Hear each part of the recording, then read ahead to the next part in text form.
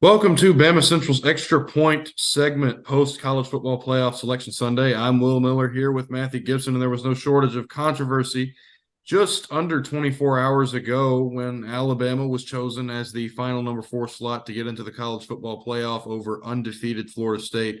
Lots of discourse that is sure to continue for at least the near future over whether the committee made the right decision. Mathey, what do you think, man? I think they did.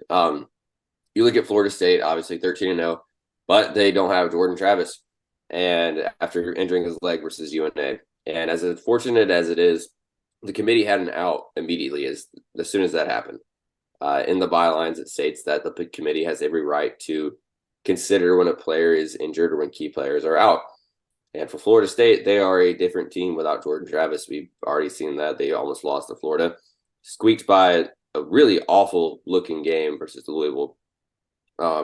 Then Alabama goes out there and defeats Georgia in the SEC championship game, knocks them out of playoff contention. So Alabama slides in there at number 4, and I do think that's the correct decision because Alabama is clearly one of the best 4 teams in the country. And obviously there's the logic of, well, Georgia also looks like they're one of the 4 best teams. And if that's the logic you're basing it off of, then why isn't Georgia in? But for Alabama specifically, I think they deserve to be in at number 4 over Florida State. And it's a really brutal decision. Obviously, the committee had definitely deliberated over that for quite some time. But I think this is the best decision for college football.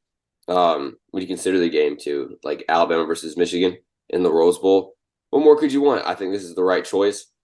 You have to feel sorry for Florida State after everything that they accomplished, and it's not to take away from a great season from them, but they are a different team without Jordan Travis. And for Alabama getting in after beating Georgia, that's what they'd want. And I think the committee made the right choice there. You have to consider the win, too. Alabama having the best win. I mean, Georgia's won 29 straight games going back to the 2021 SEC championship.